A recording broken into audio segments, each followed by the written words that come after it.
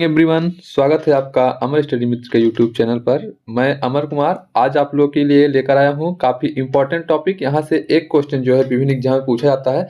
जैसा कि आप लोग का दिल्ली पुलिस का एग्जाम होना भी है, तो दिल्ली पुलिस में यहां से एक नंबर फिक्स है। ये मैं लिखित दे रहा हूँ कि संवैधानिक आयोग और जो गैर संवैधानिक आयोग होते हैं, संस्थाएं होती हैं, यहाँ से एक क्वेश्चन पूछता ही पूछता। तो इसके बारे में हम लोग आज पढ़ेंगे और काफ़ी इंपॉर्टेंट टॉपिक है।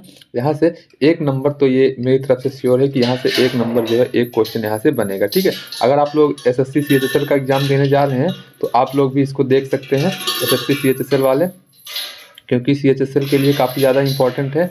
वहाँ उसमें भी यहाँ से क्वेश्चन बन सकता है। ठीक है, तो स्टार्ट करते हैं आज का सेशन। आज का सेशन काफ़ी ज़्यादा इंपॉर्टेंट है और अगर वीडियो अच्छी लगेगी तो वीडियो को लाइक कीजिएगा, शेयर कीजिएगा अपने दोस्तों के पास और चैनल को सब्सक्राइब कीजिएगा। ठीक है, और जो लोग अभी तक हमारे टेलीग्राम ग्रुप से नहीं जुड़े हैं वो लोग डिस्क्रिप्शन बॉक्स में टेलीग्राम का लिंक है, वहाँ से जाइए और टेलीग्राम को ज्वाइन कीजिए। ठीक है, और जैसा कि मैं बता दूं, टेलीग्राम पे मैं जो है नोट अपडेट न्यूज़ जो भी रहता है सब मैं देता रहता हूँ और जो क्लास से रिलेटेड जो पीडीएफ रहता है उसको यहाँ पर अपलोड किया जाता है। तो आप लोग टेलीग्राम से जरूर जुड़ जाइएगा। ठीक है, तो स्टार्ट करते हैं। तो जैसा कि मैंने बताया, हमारा जो टॉपिक है आज का, भारत की प्रमुख संवैधानिक संस्थाएं। ठीक है, संवैधानिक एवं वैधानिक संस्थाएं। आप लोगों ने देखा होगा, जैसे संविधान में अगर आप लोगों ने देखा होगा तो कई तरह के आयोग हैं। निर्वाचन आयोग, जैसा कि अभी तक निर्वाचन आयोग काफ़ी ज़्यादा चर्चे में भी चल रहा है। निर्वाचन आयोग, नीति आयोग, ऐसे ऐसे संघ लोक सेवा आयोग, वित्त आयोग, ऐसे कई सारे आयोग हैं। ठीक है, उसके बाद मानवाधिकार आयोग और एससी एसटी आयोग, ऐसे ऐसे कई आयोग हैं। तो हम उनके बारे में, सभी आयोगों के बारे में हम लोग अच्छे से स्टडी करेंगे। ठीक है, तो स्टार्ट करते हैं, पहले स्लाइड की तरफ चलते हैं। आप लोग देख सकते हैं स्लाइड पे। तो सबसे पहले वित्त आयोग के बारे में हम लोग देखते हैं। वित्त आयोग, वित्त आयोग के बारे में आपको क्या पता होगा? वित्त आयोग के बारे में आप लोग इतना जानते होंगे कि ये आर्टिकल कितने में है? आर्टिकल 280 में इसके बारे में जिक्र किया गया है वित्त आयोग के बारे में। ठीक है, वित्त आयोग के बारे में किस आर्टिकल में जिक्र है? तो 280 में जिक्र है। इसको आप लोगों ने पॉलिटी की क्लास में पढ़ा था। ठीक है, और इसके अध्यक्ष, देखिए मेन मेरा मुद्दा यही था कि अध्यक्ष की नियुक्ति कौन करता है, क्योंकि क्वेश्चन यही से बनता है, अध्यक्ष की नियुक्ति कौन करता है और उसके कार्य क्या होता है। ज़्यादातर क्वेश्चन यही से पूछता है, अध्यक्ष कौन होता है। ठीक है, तो मैं बता दूं, जैसा वित्त आयोग का जो अध्यक्ष होता है, इसकी नियुक्ति राष्ट्रपति द्वारा की जाती है। राष्ट्रपति तो इसकी नियुक्ति करता है, लेकिन अध्यक्ष की बात करें तो इसमें जो है वित्त आयोग में एक अध्यक्ष होता है प्लस 4 अन्य सदस्य होते हैं। टोटल 5 लोग होते हैं। एक अध्यक्ष होगा, उसके अलावा 4 अन्य सदस्य होंगे। ठीक है, और कार्य क्या होता है इसका, वित्त आयोग का? इसका कार्य होता है केंद्र और राज्यों के बीच राजस्व का बंटवारा करना। राजस्व से समझिए आप लोग सीधे सीधे धन से समझिए। जो भी पैसा है, जो भी बजट का पैसा है, उसको धन है जो, उसको राज्य और केंद्र के बीच में बंटवारा करना, इसका जो है मुख्य काम होता है वित्त आयोग का। ठीक है, और अभी जो है वर्तमान में शायद 16वां वित्त आयोग नहीं चल रहा है, 15वां वित्त आयोग ही है। जो 15वां वित्त आयोग है, तो 15वां वित्त आयोग के अध्यक्ष हैं एन.के. सिंह। ठीक है, इसको याद रखिएगा, 15वें के एन.के. सिंह है और 16वां जो है ये अभी आगे जब चलेगा 2026 से 16वां वित्त आयोग लगेगा, तो इसके जो अध्यक्ष हैं वो है डॉक्टर अरविंद पनगड़िया। ठीक है, डॉक्टर अरविंद पनगड़िया। ठीक है, इसको आप लोग याद रखिएगा। ठीक है, तो वित्त आयोग के बारे में इतना ही क्वेश्चन बनता है कि या तो वित्त आयोग के अध्यक्ष पूछ लेगा कि वर्तमान में कौन है, या फिर अध्यक्ष की नियुक्ति कौन करता है, या किस आर्टिकल में दिया गया है। ठीक है, ये चीज़ें वित्त आयोग से पूछ सकती है। तो इतनी चीज़ें आप लोग को समझ में आया होगा वित्त आयोग से रिलेटेड। ठीक है, आगे हम लोग बढ़ते हैं। देखिए, काफ़ी अच्छे अच्छे आयोग को लेकर आए हूँ और क्वेश्चन फिक्स है मेरे भाई, यहाँ से एक क्वेश्चन फिक्स है। और अगर वीडियो अच्छी लगेगी, मेहनत अच्छा लगेगा, तो एक लाइक आप लोग करके जाइएगा। लाइक से मोटिवेशन मिलता है हमको। ठीक है, तो नेक्स्ट है निर्वाचन आयोग। निर्वाचन आयोग, जैसा कि आप लोग इस टाइम देख रहे हैं, निर्वाचन आयोग काफ़ी ज़्यादा चर्चे में भी चल रहा है। ठीक है, अभी राहुल गांधी ने निर्वाचन आयोग के ऊपर काफ़ी ज़्यादा, मतलब जो भी था आरोप प्रत्यारोप जो भी था, उन्होंने एक दिखाया कि एक लड़की थी जो ब्राजीलियन मॉडल थी और उसका क्या था सिस्टम कि वो जो है 22 जगह वोट दी थी।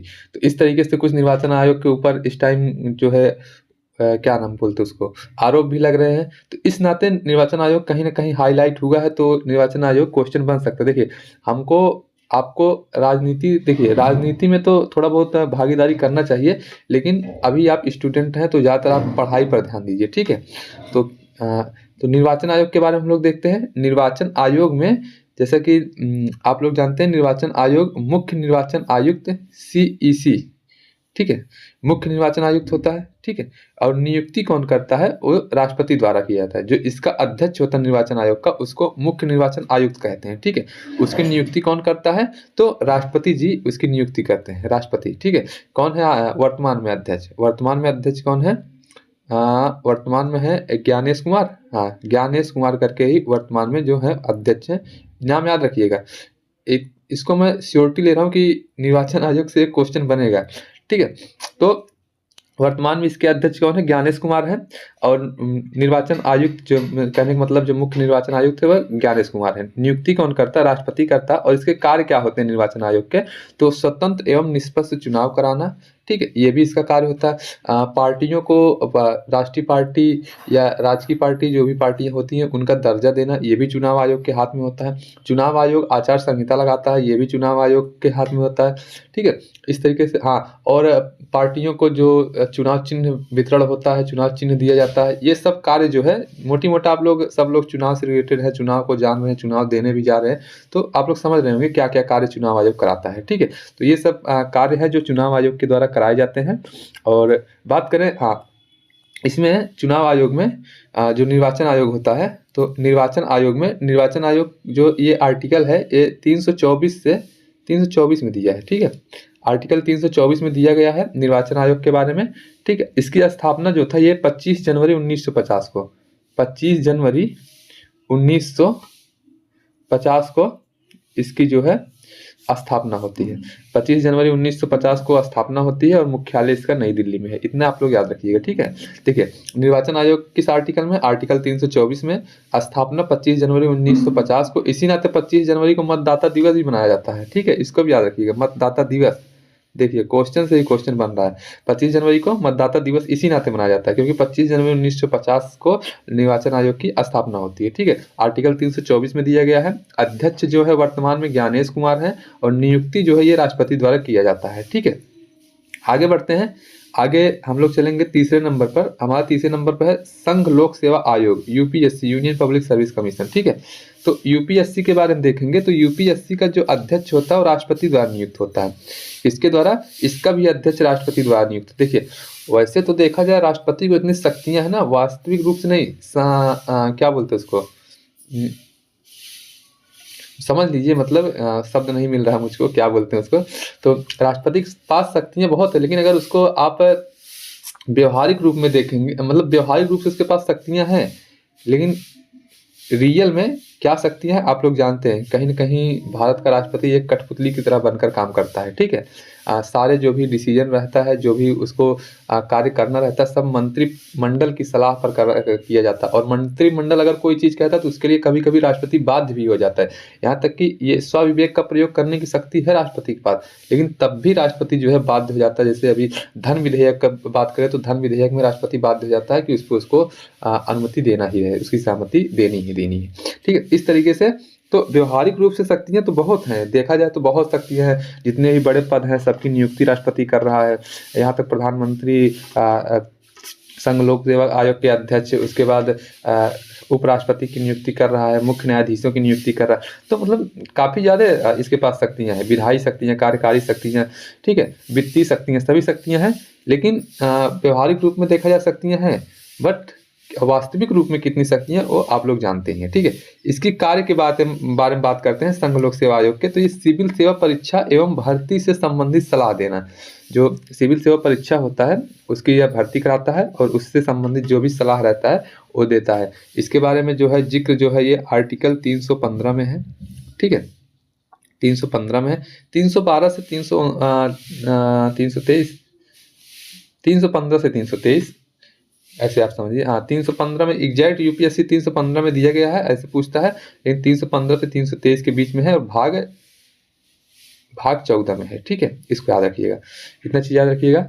यूपीएससी के जो अध्यक्ष होते हैं उनका कार्यकाल 6 वर्ष का होता है। ऐसे मत सोचिएगा कि नहीं तो क्वेश्चन आ जाएगा कि सबका तो कार्यकाल 5 वर्ष होता है, इनका 6 वर्ष कैसे हो गए। तो इसको रख लीजिएगा कि इनका जो कार्यकाल होता है वो 6 वर्ष होता है, ठीक है मेरे भाई। वर्तमान में कौन है, वर्तमान शायद अजय सोनी है, देख लीजिएगा आप लोग। आगे चलते हैं, आगे है नीति आयोग, नीति आयोग, ठीक है। नीति आयोग के बारे में जानने से पहले सबसे पहले आप लोग नीति आयोग की जो है फुल फॉर्म जान लीजिए, क्योंकि 2023 वाले पेट में उसमें डायरेक्ट नीति का फुल फॉर्म पूछा था। नीति आयोग में जो नीति है NITI है, इसका फुल फॉर्म ही पूछ लिया था, इसका फुल फॉर्म क्या होता है। तो इसका फुल फॉर्म होता है national institution for transforming India. क्या होता है? National institution for transforming India, नीति का फुल फॉर्म ये होता है। नीति आयोग पहले में जैसे नीति आयोग, इसके जगह पर पहले ये एक होता था योजना आयोग। योजना आयोग जो था ये 15 मार्च 1950 में इसकी स्थापना होती है योजना आयोग का। फिर योजना आयोग को हटाकर 1 जनवरी इसी के स्थान पर 1 जनवरी 2015 को 1 जनवरी 2015 को क्या किया जाता है? इसका नाम बदलकर क्या कर दिया जाता है? नीति आयोग कर दिया जाता है। यानी कि योजना आयोग के जगह पर ही उसको रिप्लेस्ड करके नीति आयोग लाया जाता है। ठीक है, 1 जनवरी 2015 से। इस तरीके से कह सकते हैं नीति आयोग का गठन कब हुआ था? 1 जनवरी 2015 को नीति आयोग का गठन हुआ था। ठीक है, अध्यक्ष कौन होता है? इसके अध्यक्ष प्रधानमंत्री जी होते हैं। वर्तमान में या आप जिस टाइम का नीति आयोग के बारे में देखेंगे तो उस टाइम उसके अध्यक्ष जो रहेंगे वो प्रधानमंत्री ही रहेंगे। जैसे वर्तमान में अभी हमारे श्री दामोदर दास नरेंद्र मोदी जी प्रधानमंत्री हैं, तो वर्तमान में नीति आयोग के अध्यक्ष कौन है? वही हैं। ठीक है, उपाध्यक्ष जो होता है ये प्रधानमंत्री द्वारा नियुक्त होता है। किसके द्वारा?